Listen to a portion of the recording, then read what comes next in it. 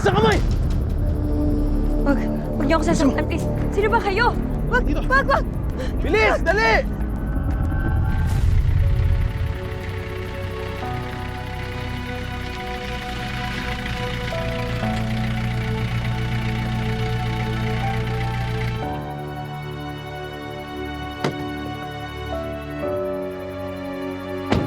Christy!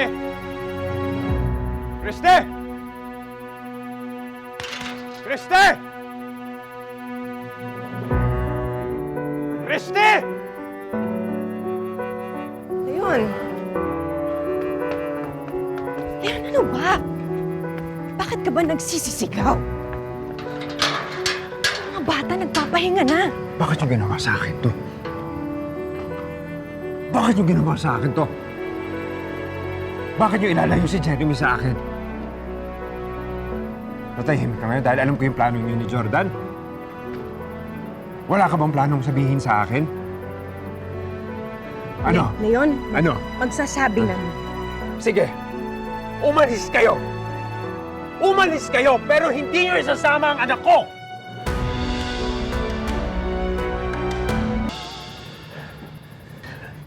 Hindi ko pwedeng iwan si Jeremy. Eh di hindi rin ako papayag na isama nyo si Jeremy. Hindi ako papayag! Ano, aalis si Jordan? Magdidesisyon siya na aalis? Dahil tinatakbuhan niya yung problema niya dito! Wala akong pakialam sa kanya! Hindi niya isasama si Jeremy at hindi niya masasama ang anak ko dahil ako ang magdidesisyon para sa anak ko! Bakit? Ina rin naman ako, ah.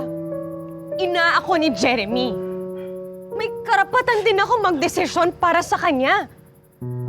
Kaya kung pumayag man ako sa proposal ni Jordan, dahil yun ang iniisip kong makabubuti para sa mga anak ko.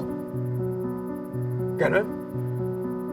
Nagdesisyon ka na talaga na aalis kayo? At ilalayo mo sa akin ang anak ko?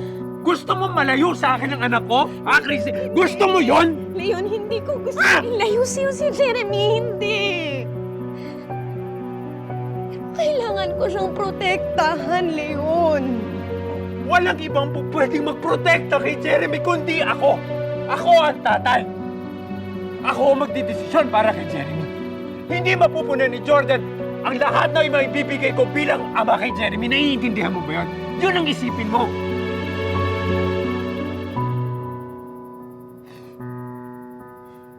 Isipin mo yun. Isipin nyo lahat yun. Alam mo, Leon, hindi lang naman to desisyon ni Jordan, eh. Desisyon ko rin to. Desisyon ko to, eh.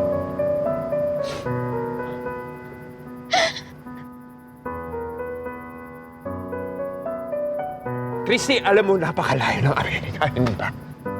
Sobrang layo ng Amerika. At ayokong lumaki ang anak ko na malayo sa akin.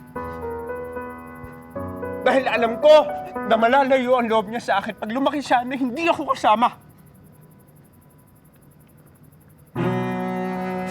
Intindihin mo yun.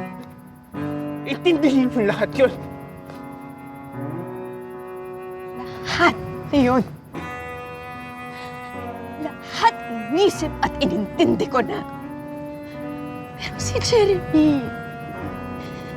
Jeremy ang pinakamahalaga rito, Leon. Sige, umalis kayo.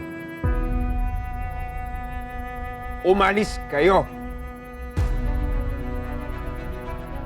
Pero tandaan mo to, Christy. Tandaan mo to. Lalabanan ko kayong lahat.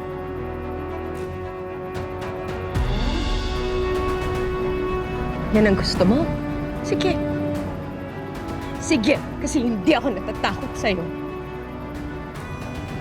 Alam ko ang karapatan ko kay Jeremy. Hindi ako natatakot kahit dalhin mo pa to sa korte.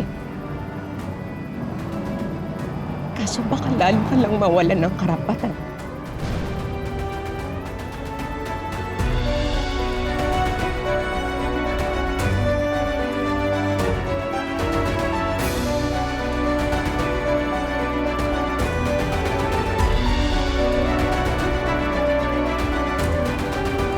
Hayop kayo! Please, bitawan niyo na ako. Bitawan niyo. Sabihin niyo na lang sa akin kung anong kailangan ninyo. Anong ginagawa mo rito, ha? Espiya? Magnanakaw? Anong sinasabi mo kayo ngayon sumugod dito sa bahay ko? Loko ka pala eh. Amin to. Kuta namin to. Ganun ba? Sige, alis na lang ako, ha? Paalisin niyo na ako dito ng buhay. Manahimik ka kung ayaw mo masaktan. Si Pinuno ang bahala sa'yo. Tutol talaga siya sa plano namin ni Jordan. Sa totoo lang man intindihan ko naman naawa rin ako kay Leon eh. Ayoko rin naman na mawalay siya sa anak niya. Pero anak, alam mo naman siguro kung ano ang makakabuti para sa mga bata, hindi ba? Sa isang banda, Ma, iniisip ko rin naman, mas makakabuti nga kaya kung ilayo namin si Jeremy sa tunay niyang ama. Kahit na alam kong nandiyan naman si Jordan at mamahalin din naman niya si Jeremy na parang tunay niyang anak, Ma, syempre iba pa rin yung pagmamahal nila yun. Eh, minsan naman hindi siya nagkulang sa anak niya eh. Mahal na mahal kita, ha? Tanda mo yan. Ikaw din. Mahal na mahal kita.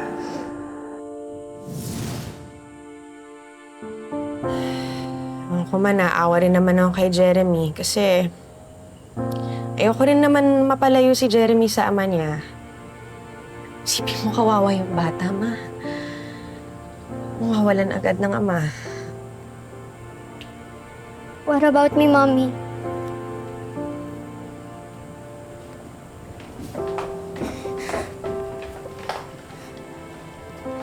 What about my feelings? Anak niyo rin naman po ako, di ba? Naisip niyo rin po ba ako? Ayoko na po sa bansang ito kung parati naman po nalalagay ang pamilya natin sa danger. Ano bang kailangan ninyo, ha? Kailangan ninyo ng pera? Bibigyan ko kayo ng pera kahit magkano. Please, palabasin niyo lang ako. Palabasin niyo na ako. Wala sa kamay mo ang mangyayari sa'yo. Sila Pinuno ang magdedesisyon para sa'yo. Ha?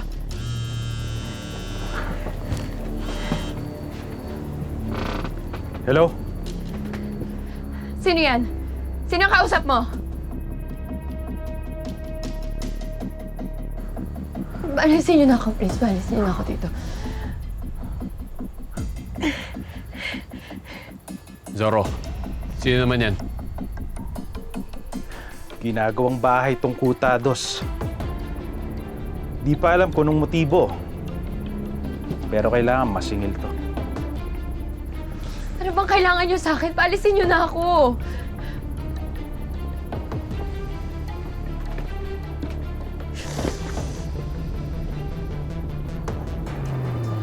Marami. Mabibigay mo ba? Oo, ibibigay ko kahit ano. Basta kayo ko. Paalisin niyo na ako dito, please.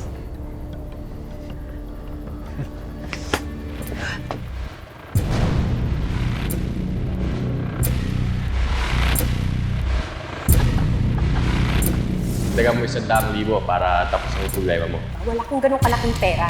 Babayad ka ba o ako mismo magdadala na ito sa bahay mo? Sige, bibigay ako. Ano to? Nakadikit sa bag. Malamang pakana ni Shira yan para masundan tayo.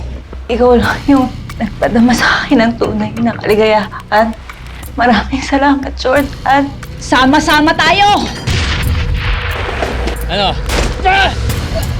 Hindi ako! Huwag mo sasaktan yung asawa ko!